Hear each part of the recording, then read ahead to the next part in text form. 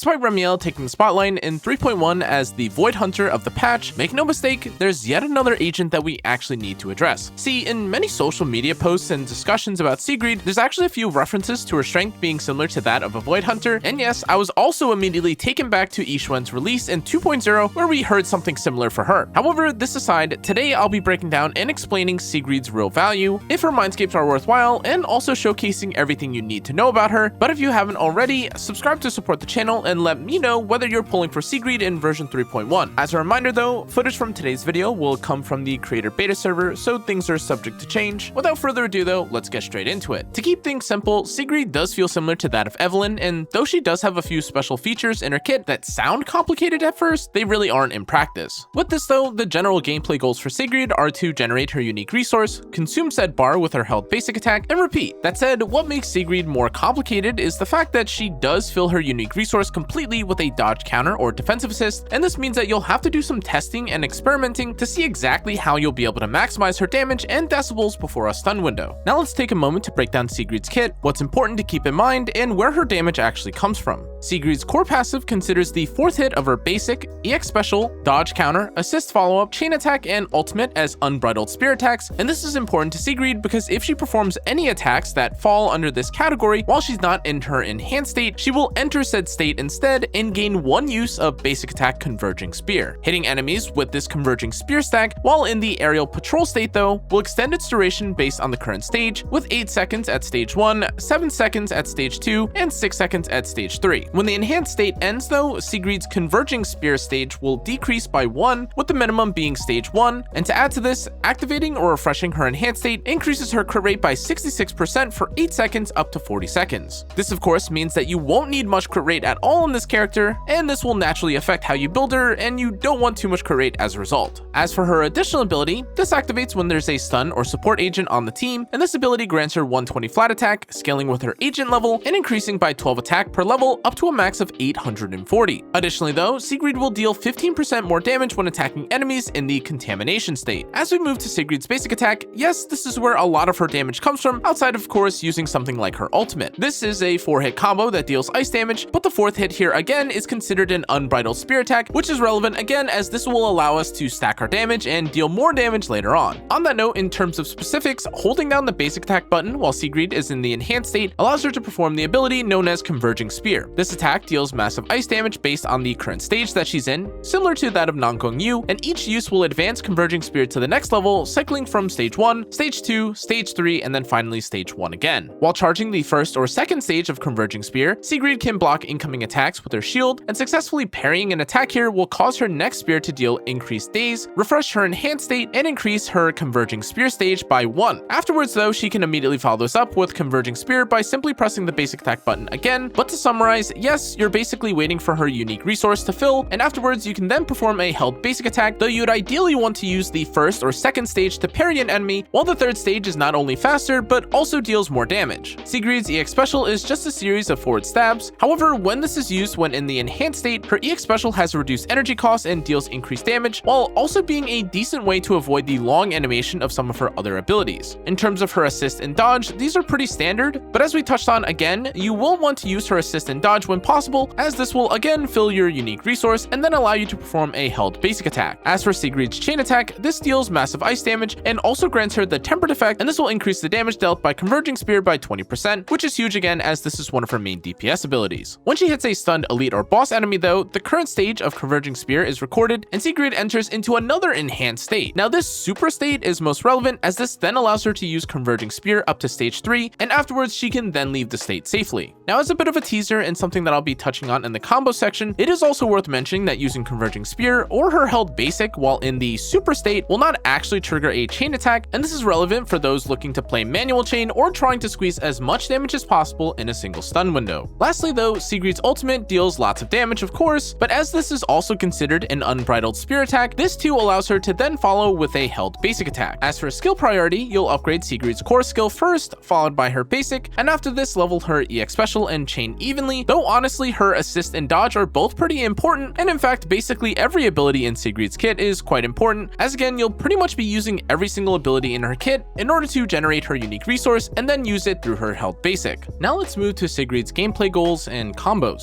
To start, and as usual, you'll ideally want to avoid overcapping on any of Sigrid's resources before reaching her stun window, though it is again very important that you get enough decibels to use her ultimate in as many stun windows as possible. Now that said, though there are technically lots of different ways to play Sigrid before she enters into a stun window, you'll ideally want to perform defensive assists whenever possible, as this gives lots of decibels and puts you in range to use her ultimate accordingly. With this, her combos out of stun are to build up Converging Spear to stage 3, either through a full basic attack combo or B4, dodge counter, or simply use a defensive assist and follow this with a held basic attack. Alternatively, you could also perform something like an EX special into a held basic attack afterwards, but this is also dependent on how much energy you have, though again, you'll ideally not overcap whenever possible. Once you're closer to stunning a boss though, you'll ideally want some energy built up, just in case you don't have a free dial-in held basic attack ultimate available, though this is pretty dependent again on the boss and team that you're running. From this point though, Sigrid's stun combo looks like the following. Activate any other buffs like King of the Summit or Moonlight Lullaby, begin the stun window against a boss with anyone but Sigrid, chain attack with Sigrid, cancel her chain attack, hold basic attack to the max stage of 3, swap to another agent, trigger chain attack with another agent, chain attack with Sigrid again, cancel her chain attack once again, hold her basic attack though not to the 3rd stage this time, perform Sigrid's ultimate, follow with her held basic attack, use her EX special to avoid the long animation, and then end with their held basic attack once again. Now as a side note, manual chain does add decent value here, as you'll be able to fit more EX specials or held basic attack casts if you're able to unload extra energy or held resources from Sigrid at the very start of her stun window, but this does vary and change depending on your teammates, with someone like Dylan not really offering you much room to use 2 ultimates and then all of these other additional abilities from Sigrid at the same time. Now let's move to how you'll be building Sigrid, starting with her W engine. Sigrid's signature, Knight's Extolment, is her best in slot option, featuring 48 crit damage as its main stat. To add to this, hitting enemies with a basic attack or EX special grants Sigrid 1 stack of battle edge up to 2 stacks. Each of these stacks will increase her crit damage by 32%, and reaching 2 stacks will then grant the Bone Chill effect, which allows her attacks to ignore 20% of the enemy's ice res. Now naturally, this is Sigrid's best option. It provides her loads of damage, and most important of all, it doesn't offer crit rate, which is very important as again she does offer herself loads of crit rate from her passive. On that note, as another alternative, you could use something like Severed Innocence, which of course is simply used for its crit damage, and in general, any W engines that simply provide crit damage either from its passive or from its main stat are valuable. However, in terms of more free-to-play or accessible options, I actually recommend Brimstone, as this is definitely one of her stronger options too. This provides attack and of course no crit rate, but its passive also lines up perfectly with her, as she is able to use basic attack, dash attacks, or dodge counters relatively easily, and with this